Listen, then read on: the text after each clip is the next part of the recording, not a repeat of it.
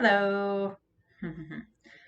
This video, as you probably guessed by the mice sitting behind me, is going to be about mice. This is about the Great Mouse Detective that came out in 1986. I love the fact that the concept is basically, let's take Sherlock Holmes and make him a mouse. That's basically the entire concept of this movie. So the Basil of Baker Street is the name of the character. They're based off of a series of children's books, or the movie is based off of a series of children's books called Basil of Baker Street by Eve Titus. The film, draws heavily from, of course, Sherlock Holmes, of course, considering that's what the books are based on, is Sherlock Holmes by Sir Arthur Conan Doyle. It's a heroic mouse. Eccentric, detective, all that type of stuff. Just, Sherlock Holmes, make him a mouse. Although that would be extremely funny to watch Robert Downey Jr. or Benedict Cumberbatch play Basil of Baker Street. Maybe that's going to be a future Disney Plus thing. I don't know. Disney Plus, if you take that idea and you didn't already have it copyrighted, I went in. I highly doubt that's going to happen.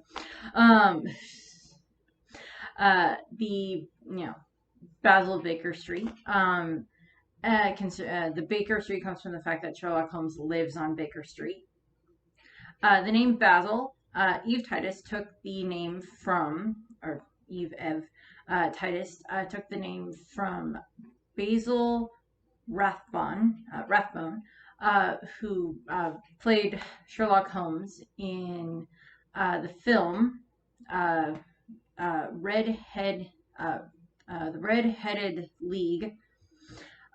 Is the voice of Holmes in the film. They actually, at one point in the Great Mouse Detective, they actually do use a tiny snippet from one of the Sherlock Holmes movies, because Sherlock Holmes and Watson do technically appear in the movie. Their shadows do, and Holmes' silhouette while he's playing the violin. I know that's not how you play a violin. Sorry, my niece is gonna kill me because my niece knows how to play a violin. There we go. My niece is gonna go, that's not how you play a violin. I'm sorry, the camera switched around. It confused me. And also at one point in one of the books, The Adventure of Black Peter, don't know what it's about, Holmes uses Basil as one of his aliases. So it's kind of a callback to an actor, to a fun thing. The mice that I have brought out today for my Pokemon we are going to have Sherlock Holmes is going to be played by, I had been debating about having it be Sherlock Holmes is played by Tokidamaru, because it's very cute but very prickly. And then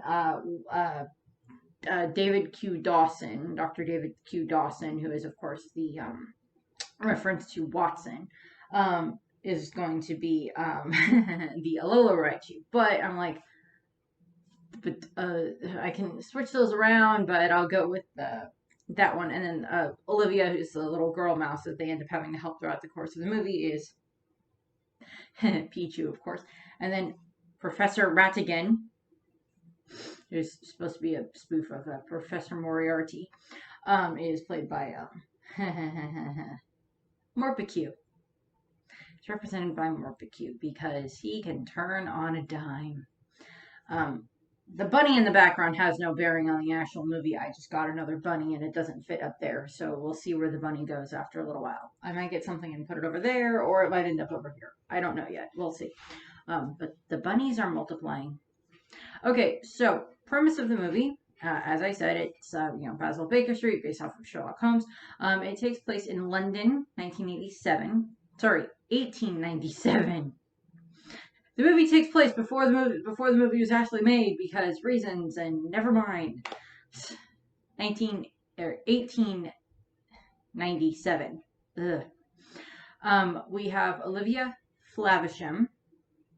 Sherlock mispronounces her name so many times throughout the course of the movie, because he doesn't pay attention. He can be super observant about all this other stuff, but the second someone tries to tell him their name, for the most part, unless that someone actually means something to him, he doesn't really pay that much attention for a while.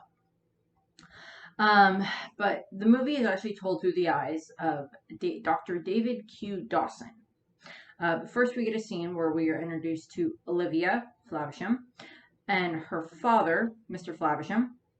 These two adorable people, adorable mice right here. It is Olivia's birthday, and her father has made her this. He's a toy maker. He makes her this beautiful doll that can dance. This is the doll. It's a kind of a wind up clockwork type doll that you wind it up and then it starts to dance and everything, and it's very cute. Um, and he runs a toy shop where he makes and sells toys, of course. So I guess a little bit along the lines of like Geppetto-esque, but less eccentric because he did not actually. You might hear the dog barking in the background. I'm sorry. If it gets too loud, I'll go and try to quiet him down. We'll see. Um, but so they're celebrating her birthday, and then there's a weird noise outside, and there's weird, banging on the door, and her father puts her into this cupboard to keep her safe, and then the shop's attacked, and it's this fat creature whose name is Fidget. We find out later he works for Ratigan. He's there to kidnap Olivia's father. And he does, unfortunately. He takes him, and most of the shop kind of gets beat up. Takes Mr. Flavisham and the doll. And Olivia witnesses this, and she's like, okay, this is not good. So then she heads off to go and find Basil at Baker Street. And what ends up happening is we are then introduced to David Q. Dawson, who the story is told through the eyes of David Q. Dawson. As I said, he's Watson. Mouse, doctor, slightly older gentleman mouse. And he is just getting back from a tour in Afghanistan at the time frame of the movie. I don't remember exactly what historically is going on in Afghanistan at this point in time, unfortunately, but doesn't necessarily have great bearing on the movie, except that he was a doctor there. And he's now back in London, right before the Queen of Mice's, I think it's her Jubilee, so I think it's supposed to be like the 60th year of her reign, I think, when she was like, okay, a 60-year-old mouse. Okay, sure, we'll go with that. She's the Queen of Mice. Dog. So the dog should be calmed down a little bit. We'll see. So he's now outside the door. He's not coming in because he will bark, and that doesn't work. That does not work for recording. So, we're introduced to David Q. Dawson, as I said, doctor coming back, and he finds Olivia in an alley. She's hiding in a boot because it's raining, and he's trying to find out why she's crying. She's like, well, my father is missing, and I don't know where he is, and I'm trying to find Basil at Baker Street. And she shows him this, newspaper clipping of, a story about Basil, a very great detective and everything. And he's like, well, I don't know anything about a Basil, but I do know where Baker Street is. And, so they head off to go to Baker Street, and they get to where Basil lives, which is right underneath, little tiny hole in the wall type thing, under where Sherlock Holmes live, of course. Where Sherlock Holmes lives on Baker Street. He's got a little tiny doorknob, or a little tiny plaque on the door that says, Baker Street 20. I don't remember exactly what the exact address is, but like that, but it's just like a tiny little one on the side of the house. And like at the when we zoom in on the house, we actually see, Sherlock Holmes in the window playing his violin, which Basil has this same habit of playing his violin when he's stressed or depressed, one of the two. And what ends up happening is they get there, they meet Basil's housekeeper. This poor woman right here, poor mouse, has to deal with him. I don't remember the name off the top of my head, but she's very nice. She's the parody of, like, Sherlock Holmes has his housekeeper / lady that kind of keeps an eye on him and everything. And I was like, in the movies and in the books, and I feel so sorry for this woman because, oh God, she goes through so much with having to deal with him destroying furniture, with him doing all of his weird experiments, which we see this same, Basil has the same habit of, Sherlock Holmes, of all these weird experiments and chemicals and disguises and everything. And Dawson and Olivia go into the house, and then they end up meeting Sherlock or Basil. Meet Basil. He comes in a disguise with a gun, and he starts running around, and then he like, pops off the mask, and like the disguise deflates. He's like, "Oh, I'm Basil of Baker Street," and he's like, trying to do this experiment where he's like, so there's the whole thing with bullet rounds with gunshots that when you that when you fire the gun, the bullet gets like a gets the barrel will imprint on the bullet, and as long as the bullet is preserved enough, you can compare the casings of two shells or two bullets to see if they were fired from the same gun. And that's an experiment that Basil is doing here. And so it's a technical process. He does end up firing a gun into a bunch of pillows with the child right next to him, and does not seem to care. And he's Basil is not good with children. That is very true. I don't know if there's any version of Sherlock Holmes that's actually good with children. I've seen the Robert Downey Jr. movies, and I've seen little bits of the Sherlock with Benedict Cumberbatch, and I've watched Elementary from CBS, another good way of kind of exploring Sherlock Holmes. More dirtied up version of Sherlock Holmes, but still. But I don't really know if there's ever too many times where Sherlock Holmes interacts with children. Where he's actually good with children. I could be wrong, and if that's the case, then I'm sorry. But, he does a test between two bullet casings, and they almost match, but not quite, so he's depressed, and then Olivia just basically, between Olivia and Dawson, they kind of chew Basil out for the fact, okay, this girl came here for you to help her find her father. So you're either going to help her, and stop wallowing in your self-pity. And I would not have been surprised if, like, Dawson would have pulled up his cane and, like, whacked Basil in the head just to get him to be like, okay, come on, you're gonna help. Whack. That would have been fun to watch. But not too much with that. They, she's like, my father's gone missing. And he's like, surely your mother knows where he is. She's like, I don't have a mother. And that kind of makes me go, oh. I don't deal with missing fathers. And it basically winds around to Olivia says, well, he was taken by a bat with a peg leg. And he's like, a bat with a peg leg? That's the bat that I'm looking for. Because he's the right-hand man of Professor Ratigan. And, he does this, he's a horrible, vile, deceitful, distrustful con artist, villain type thing. So he like built up Ratigan quite a bit. And then we kind of cut away and we are introduced to Professor Ratigan, represented by Morbicue.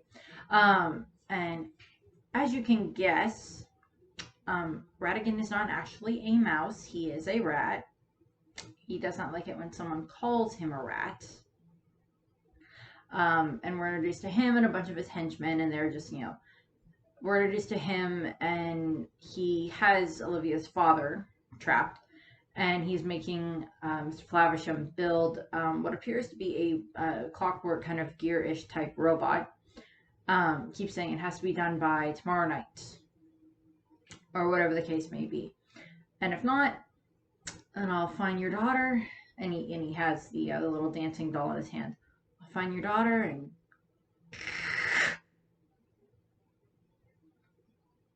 well, it won't be pretty type thing.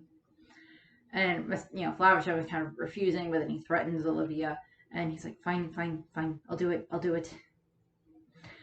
And, that doesn't, we're not exactly told, but it's the plot is that Ratigan wants to have Flavisham, who appears to be the best toy maker in the city, have Flavisham build him a robotic version of the Queen of Mice. who is a reference to Queen Victoria, because I think Queen Victoria was Queen of England at the time when the movie is set, when the books are set and when the movie is set. So it would be, I do believe it is a reference to Queen Victoria. I think, I could be wrong, but that's what I'm thinking at the moment, if I remember my British history correct. If I'm wrong on this, then I apologize. For any, people that watch this video that might be from Britain, if I got that wrong, and I was like, no, it wasn't Queen Victoria, it was her son that was in charge at this point in time. You got that wrong. You American. I'm like, I'm sorry. I know a fair amount about British history. That doesn't mean that I can remember exactly when things happen that line up with Disney movies. But if from what I remember, most of the Sherlock Holmes stuff tends to take place during Queen Victoria's reign because she reigned for so long. Which, that reign was only recently eclipsed by, Queen Elizabeth II. But we end up getting introduced to, all of Ratigan's henchmen, and there's, this whole big song and dance number and everything. And Ratigan, I'm saying it now, Ratigan is voiced by Vincent Price, and who has just played like this rogues gallery of like all these horrible people throughout movies, and he does perfect as Ratigan. He is perfect as Ratigan. And the song and dance number that he gets to do, and all of his henchmen are singing along, and then one stupid one calls him a rat, and everybody's just like and Ratigan's like, and he just like goes in this calm voice that, if you've been in an argument with someone, if you're a kid that's been in an argument with their parent or with someone, and the person they've hit the limit of how angry they can get, and they've gone from shouting to calm. And they got from, just that they've done that loop where it's like, they've gotten so loud, and then it's just like,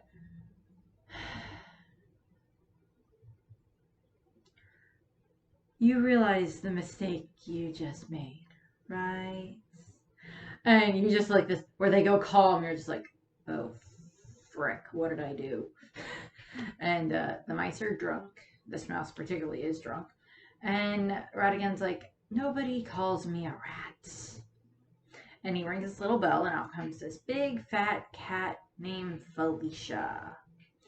And she eats the mouse. We don't actually, it's like in silhouette that we see it.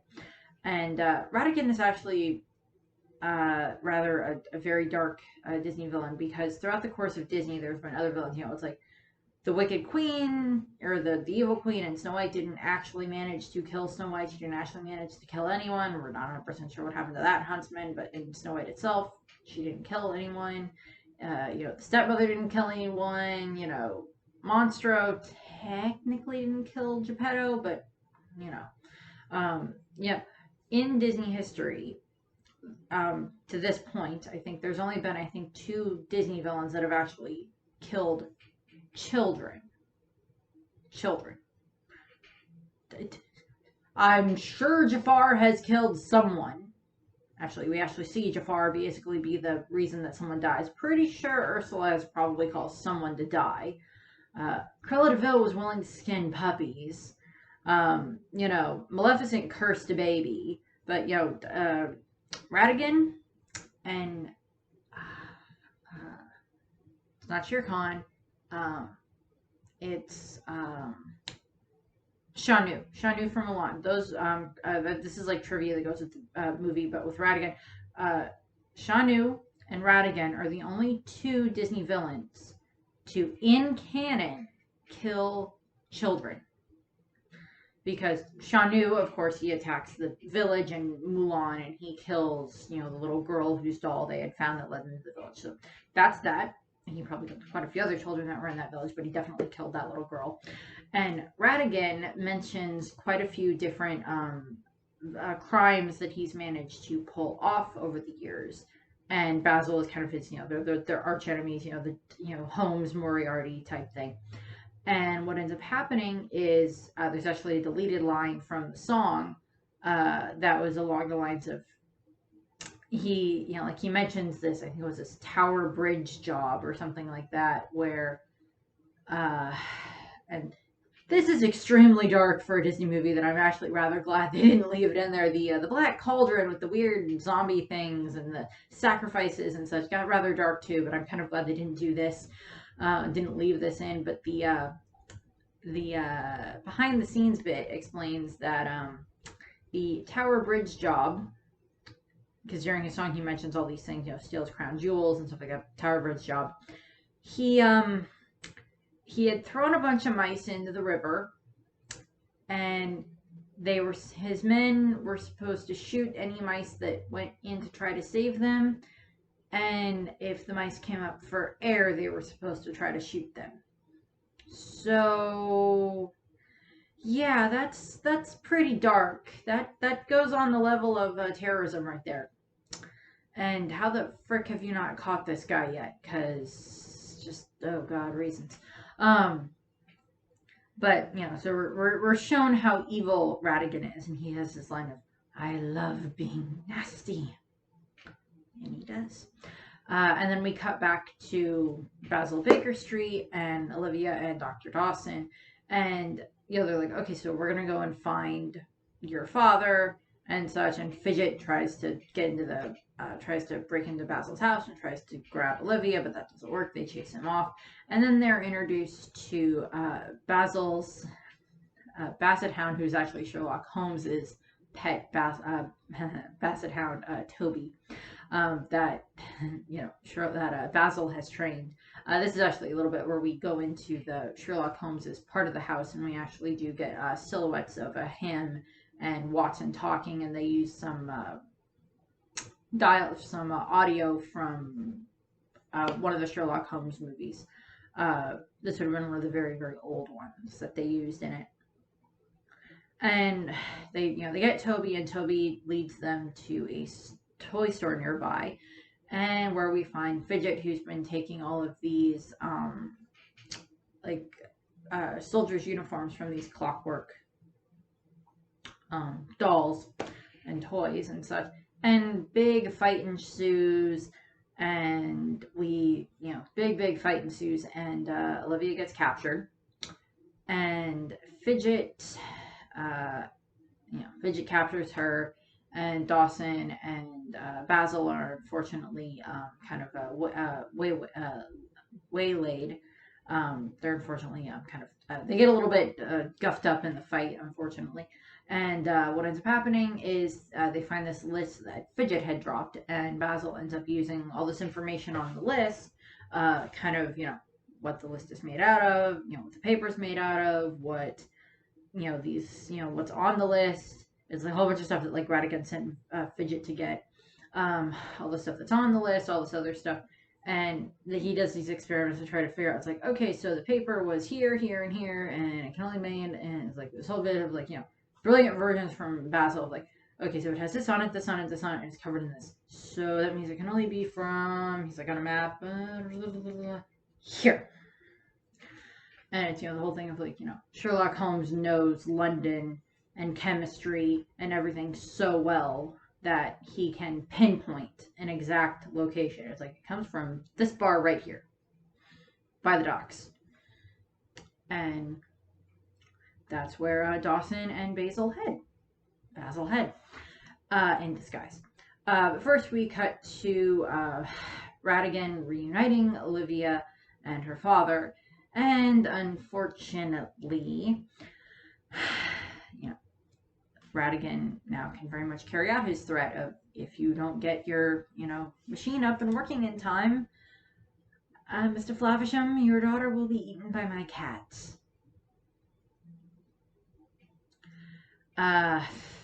Yeah. And so they have Olivia trapped, and they're guarding her, and they're using her as bait, obviously. And because Fidget says, "Oh, the Basil was there," and blah blah blah blah blah, and he's like, "Basil's on the case. Be the one thing that can ruin my plans." Okay, we'll work that into our plans. And then we get Basil and Dawson going to this bar. They're in disguise as a ship captain and a first mate. And I swear to, I was just okay, I can understand no one recognizing Dawson because he has been away for a long time, and I highly doubt he actually hung out in these areas beforehand. And then we get Basil, who's just, okay, this is you in a coat with a mustache. This is not all that hard to figure out, dude. Uh, but they do that, and they unfortunately end up getting uh, spotted very quickly because Basil kind of doesn't really think out the fact of a lot of these people probably work for Radigan, and you probably shouldn't just be mentioning his name for no reason. And then we get what is, in my opinion, kind of the definitely one of the more risque songs in Disney.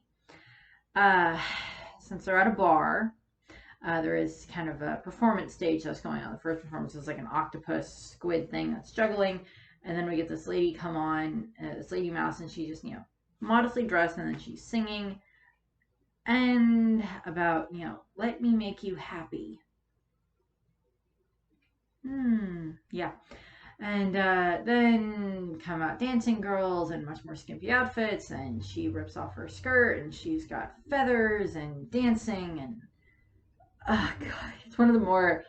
She's very cute. I don't remember exactly what the the singing mouse's name is. I think it was Miss Kitty or something, which I'm like, okay, Miss Kitty's name is that. She's a mouse, and okay, whatever. But she's kind of a distraction a little bit, and Dawson kind of falls for it a little bit, and they get their drinks spiked, and then Dawson and Basil had their drinks spiked, and Basil didn't drink any, but Dawson unfortunately fell for it, and then there's this big bar fight, and then Basil and Dawson are captured, and they're in this big elaborate trap by Ratigan that has, well, they're literally trapped on a mousetrap. There's a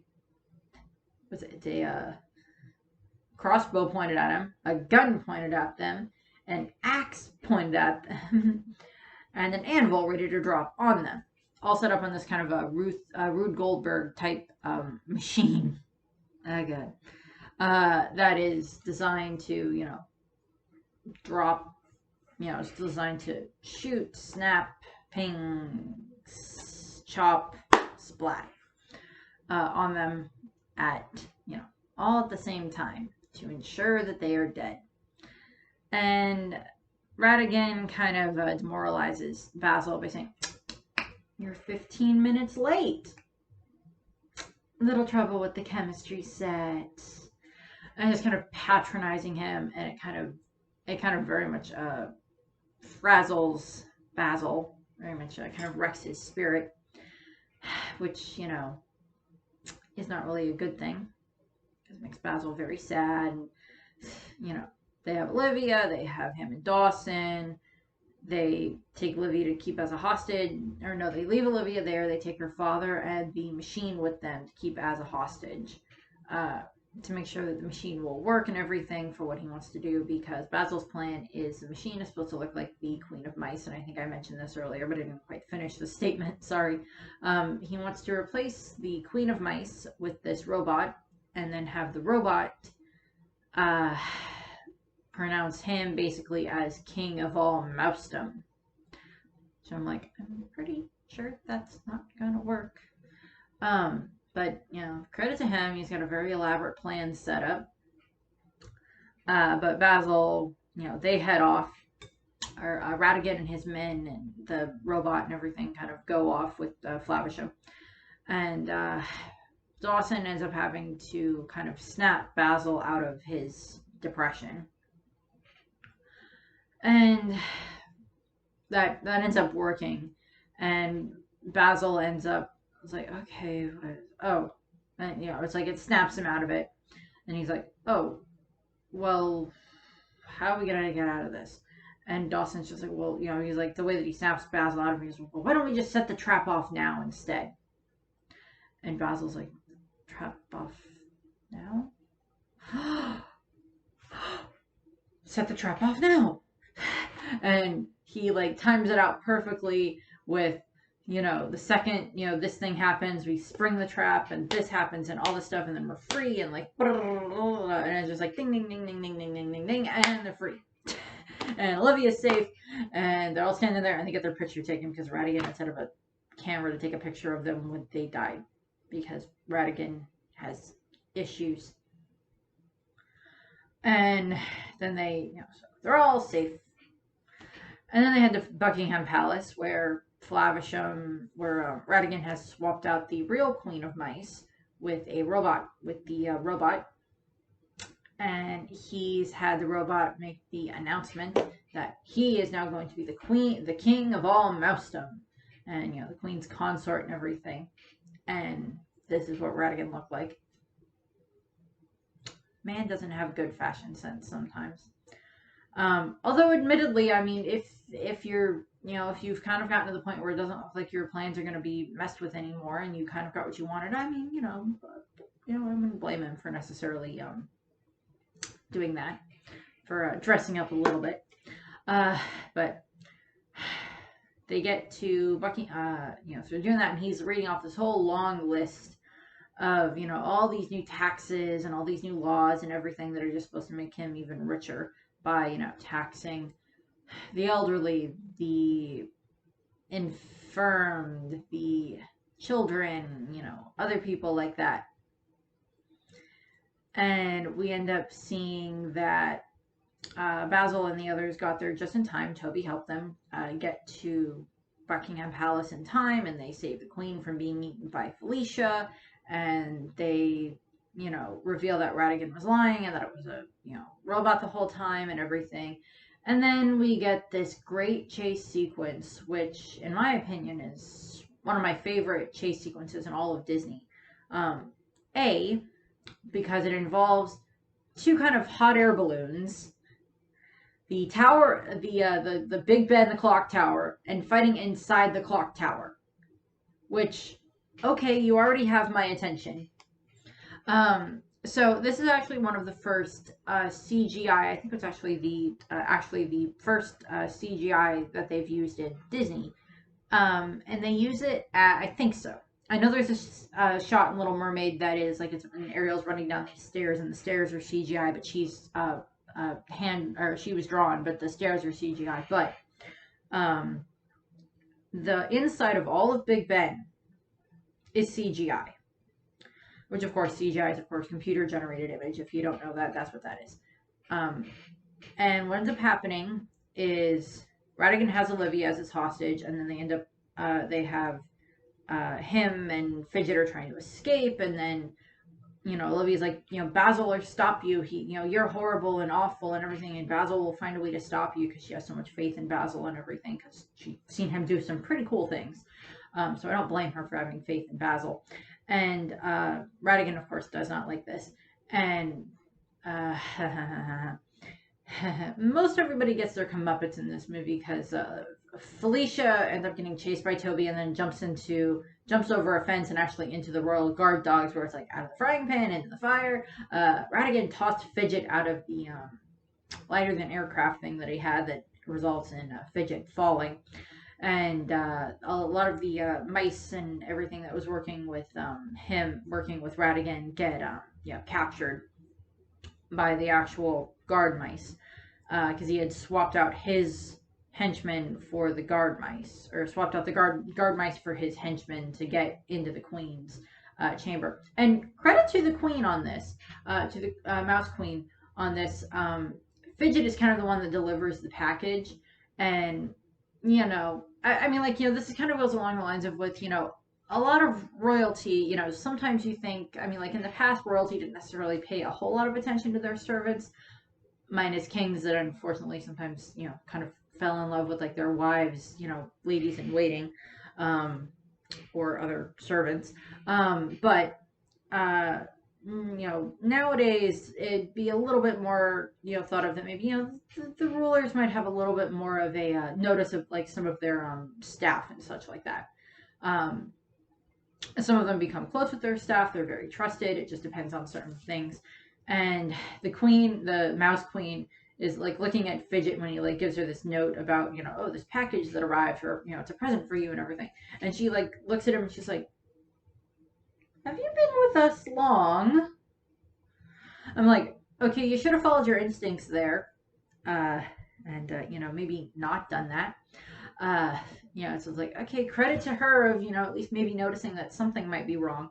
And then we do get like she's kind of one that like ties up Fidget at some point, so I just find that kind of funny. The queen gets a little bit of a funny moment, or a good moment there. But back to the Big Ben clock tower uh action sequence that is just awesome.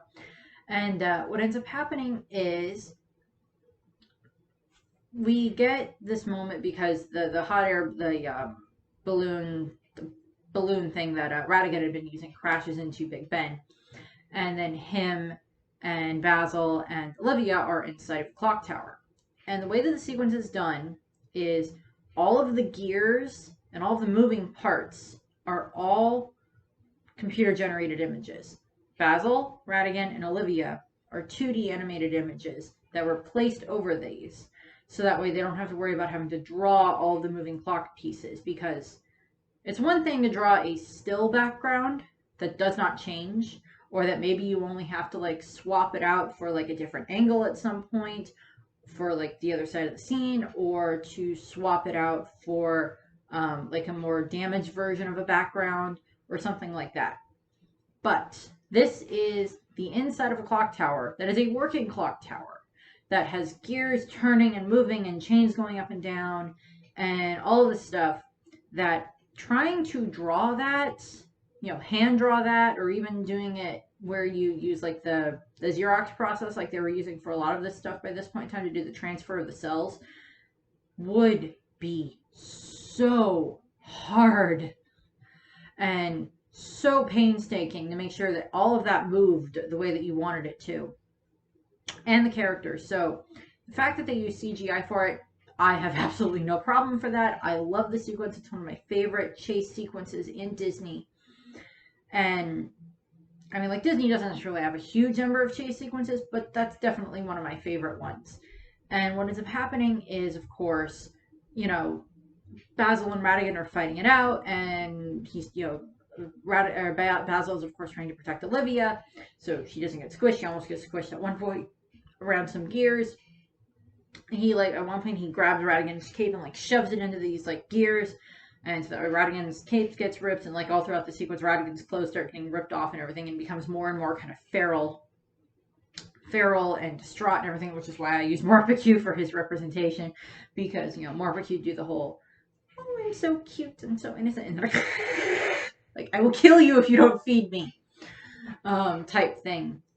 And, the whole, oh, I'm so sweet, and okay, now I'm not so sweet because now I'm really, really angry. And what ends up happening is, of course, so they're running around the clock tower, and Basil gets Olivia out of there, and he's able to get her handed off to Flavisham and Dawson on their little hot air balloon thing, which is basically just like the Union Jack wrapped around a bunch of balloons on top of a small box of some kind, so that way they can float that way, because that's how physics works. I mean, it's assumed that the balloons are filled with helium, and, if you have enough helium or hot air or whatever that's able to lift, even with some weight on it, as long as you keep that at a good balance and everything, you're not going to go too high and everything. I have a squeaky chair, sorry. But we get this, and then we get that, and then Radigan grabs Basil, and then they end up having this kind of a final standoff on top of the, Big Ben's hands, his arms. And so it's Radigan is all messed up and everything, and Basil's a little bit messed up too, because like Radigan got some good swipes in on Basil and everything, and Radigan looks very feral at this point in time, which is not surprising given the circumstances. And what ends up happening is I don't remember if it's necessarily Basil and fully outsmarts Radigan, or if it's just, I don't remember exactly if that's the case, but they end up defeating Radigan, kind of. It's Radigan and Basil both are plunging to their deaths, and Basil was able to grab,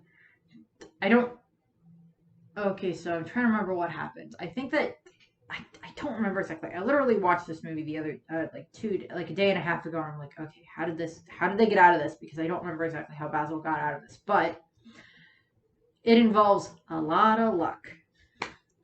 But they're able to defeat Ratigan, and he falls supposedly to his death. We're assuming, considering he fell off of Big Ben.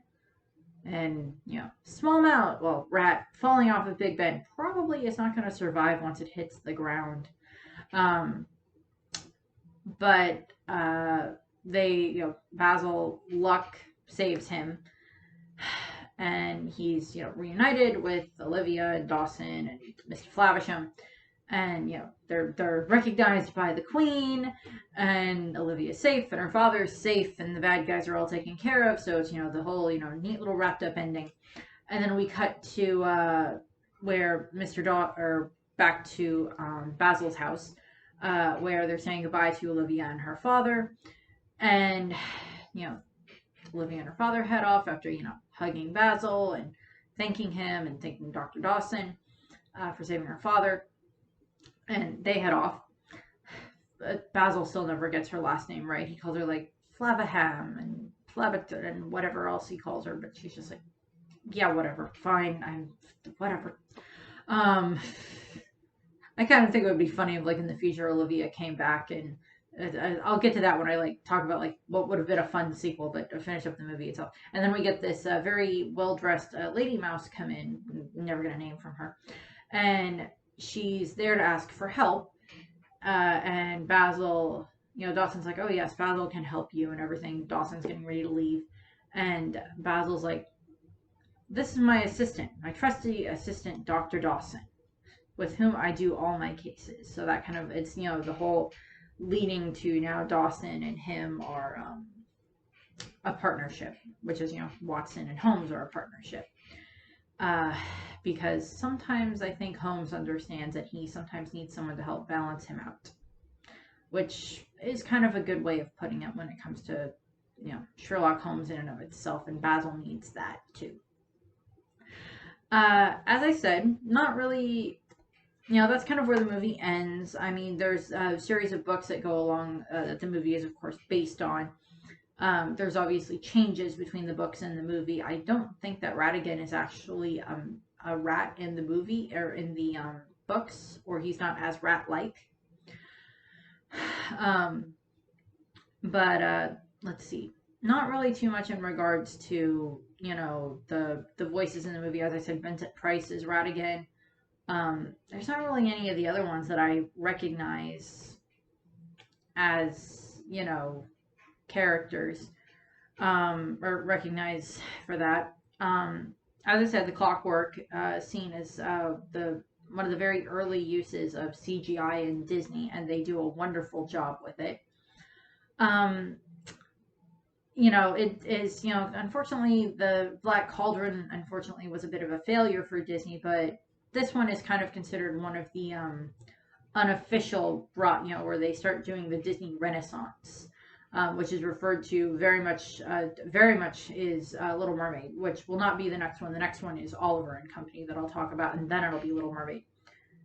Oh god, Little Mermaid is probably going to be about at least two videos, because there's the original, there's the prequel, there's the sequel, there's the animated series, there's the Once Upon a Time stuff, and there's the Kingdom Hearts stuff. So, oh god, that's going to be so fun to do. But we'll see what happens with that first.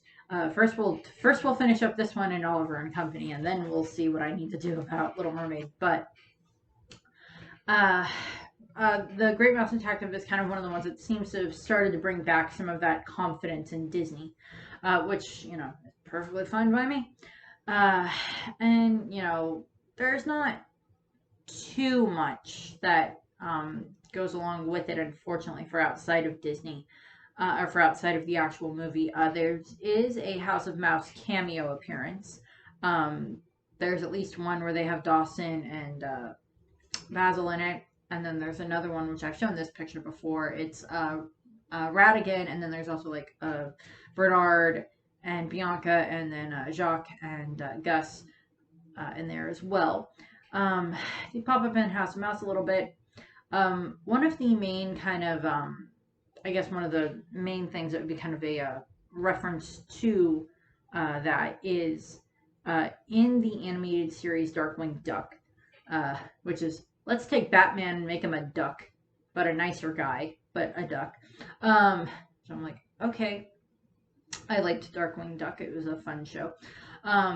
But you know, in the show, he has he has like a lever that he pulls on that drops him into his cave. Is Duck Cave or whatever. I don't remember what it's called. But the lever is a statue of Basil, which is just a cute little thing. Uh, and there's not really too much else, unfortunately. As I said, that's outside of it. They pop up in House of Mouse. They use a tiny statue in Darkwing Duck. Um, I kind of think that, I mean, it's not stated one way or the other, but I kind of think that it would be kind of interesting if, like, the world that, the Great Mouse Detective takes place in is also the same world where, 101 Dalmatians take place, where, like, Aristocats takes place, where the Rescuers movies take place. Like, all those ones where it's like the humans are still there, and like Oliver and Company and such, like, the humans are still there, but these animals are kind of doing these extraordinary things, and the humans don't realize it for the most part. So I kind of, it was like, Basil's not part of the Rescue Aid Society, but he's aware of it because it's been around for so long. He's aware of it, but it's not anything that interests him. Although I would like to see Bianca put him in his place. I think that would be kind of a funny thing to watch. He wouldn't go goo goo over her because we don't see Basil go goo goo or gaga over anybody. For the most part, I mean, there's always the whole there's the theory of, well, what if it had been the lady at the bar that he liked? I'm like, I don't think so. The Miss Kitty character. But there's no stuff in Once Upon a Time that deals with the Great Mouse Detective, which I think would have been kind of a funny thing to do. I mean, you don't have to have it be that oh, they're actually a mouse, but someone who's in Storybrooke who's a detective or something along those lines, or have one of the doctors at the hospital be named David Q. Dawson, or something like that. I think that would have been a funny thing to do, but they didn't do that. I thought that would have been cute. And also in regards to like something that they could have done with like Kingdom Hearts with the Great Mouse Detective is and this is the reason I have Mickey on, because I don't have any other shirts with mice on them. So you get Mickey. But what ends up happening, what I think would have been a fun thing to do for Kingdom Hearts in regards to Basil Baker Street is not like this whole drawn out thing, but like maybe like one of the challenges could have been like, oh, you find Olivia in whatever world, and then you have to help her find Basil and Dawson, and then you find her father, and then just like a side thing of you reunite them, and then they end up in like Traverse Town or something for a while. Not too much else with that. I mean, there's not like a whole lot of other stuff that you could do with it. I mean, like there's not magic involved in it,